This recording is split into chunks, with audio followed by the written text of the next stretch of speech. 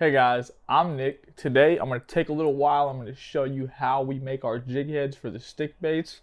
I get a ton of questions about stuff behind the scenes, like how we made the soft plastics, how we make the jig heads, how we prepare for our charters, how we prepare for fishing trips, things of those nature. So I've been slowly trying to work my way through them. I'm going to show you how we make the stick baits. It's really easy. We've modified the mold to use the hook that we use. That's just did it with a Dremel, so we're not going to go into much detail about that. It just takes time, patience, and don't mess up.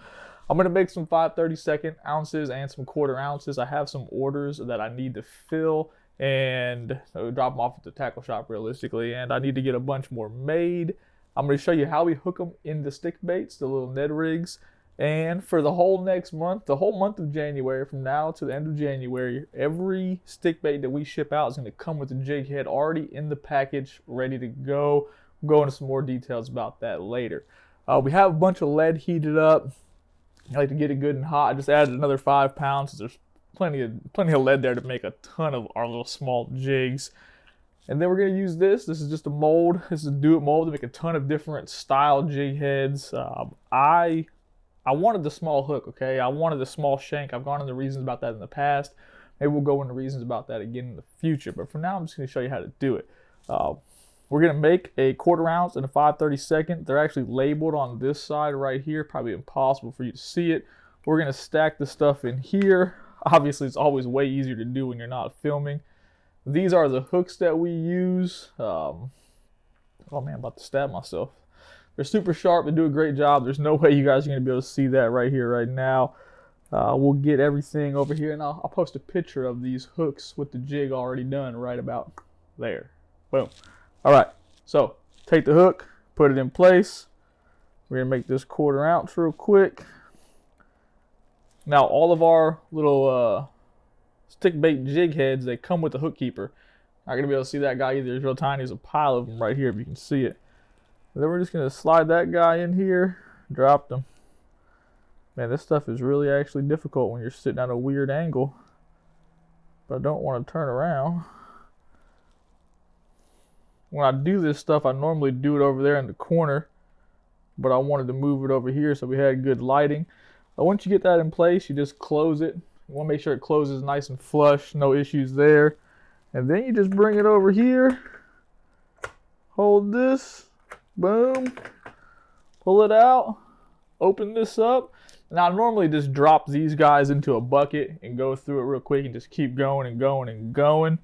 But I'm just gonna pop him out of there. That's him. As you can see,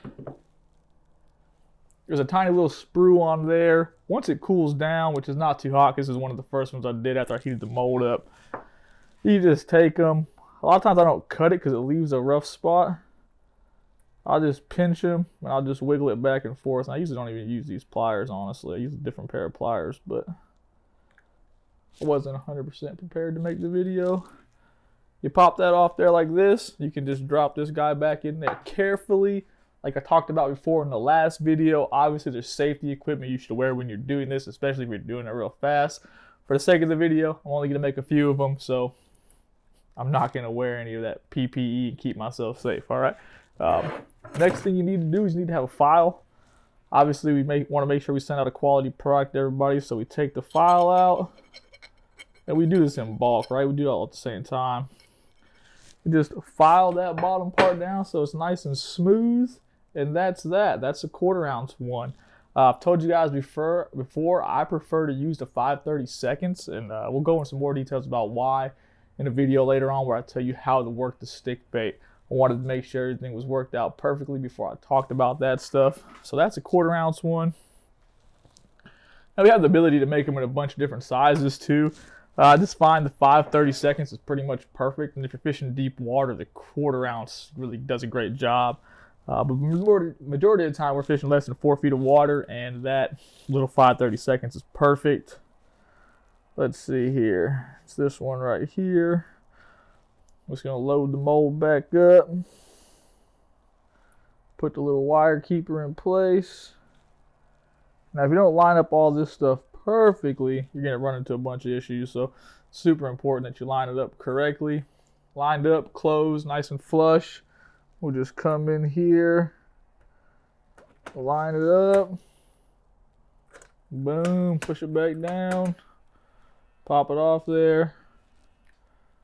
Usually just toss the rest of this. I usually sweep the garage and toss the rest of this stuff in there. You want to be real careful. That stuff is super hot. You don't want to shove your finger in there or anything. You just pop this guy out like so. And there's your 530 seconds. You know, same process as before. You just give it a pinch. Give that a wiggle. Drop that back in there.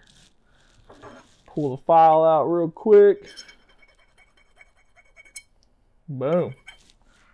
Not too much to it. Well, that is that guy. It's a 530 second. Here is the 1/4 ounce. You guys can see the difference in sizes. Pretty dramatic. Makes a big difference, all right? So I talked about it before. We actually made the stick baits in the whitish color. They are on the website. This is a fantastic color. It literally does a good job mimicking a glass minnow or any other kind of small minnow. If you fish the whitish paddle tails that we make, man, they do a great job. Everyone loves them. Got a ton of people catching fish at 3 Mile Bridge on those little swim baits. It's awesome. The color is great. I really like it. It's natural and really natural. In clear water, natural is going to win every time. This guy's going to go in on your little striped or ribbed end, and he just slides in place like so. You just run him in there. He'll start to make the curve naturally, pushes over that hook keeper, and boom, it's good to go. Nothing to it. Like I said at the beginning of the video, we're going to pre-hook any of these. So any of these that you order, each package will come with a hook in one of the lures, right? So there's 8 per pack, and it will come with a hook in there. So think about that if you're getting ready to place your orders. Let's see here. Here's the Ghost Shrimp color, which has been fantastic for sight fishing or just redfish in general. And they're on there for, what is it, $5.99 per pack. It's an 8-pack. You can also pick them up locally at Broxton Outdoors. Now, on the website, the green color is actually $1 cheaper. And that's because we've been sending out, it's called variable green when you go to checkout or go to add it to the cart. And the green colors are slightly different. What I've been doing is, after we make a bunch of this and we have excess, I've just been adding green to it and experimenting with colors. Obviously, they all work. They're all going to be natural. This is $1 cheaper. So if you're looking to try a new color out, grab a pack of those. They will also ship with a hook. So let's make a few more of these things. I got my little bucket down here, and I'll show you how I make them when I get going. A lot of times, obviously, I'm sitting at a different angle, but I can sit right here. And I put this between my lap, and I'm facing forward. And once you get going, you can get going pretty quick. What usually happens is the mold gets too hot. So then I switch out molds, or I start shooting the regular jig heads that we sell till it cools back down. But there you have it, 1/4 ouncer. And I'll just pop it out of there, falls in the bucket. And this way you can be much more efficient. It would probably take years if you shot one, pulled the sprue off, got the file out. It would legitimately take forever to do that. But this way I'll shoot 100 of them or so real quick. And then I will go in the house, sit at the computer desk or something, watch some YouTube about photography or something random, or drones or something, and just file away until they're all done. And then obviously we package them up and ship them out. But that's it. That's the process.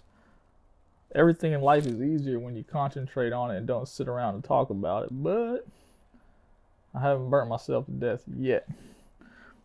I've been considering doing some of these things in the evenings when I come out here to work, because about right now it's about 7:30 or so.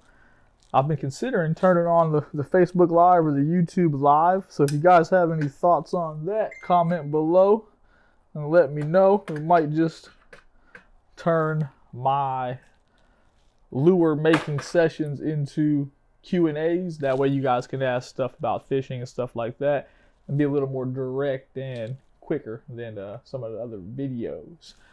That's that. That's pretty much the whole process in a very small scale. Now I'm going to go make some more of these. If you guys have any questions, drop them in the comment section. Other than that, I appreciate you watching, and I look forward to you booking your next adventure.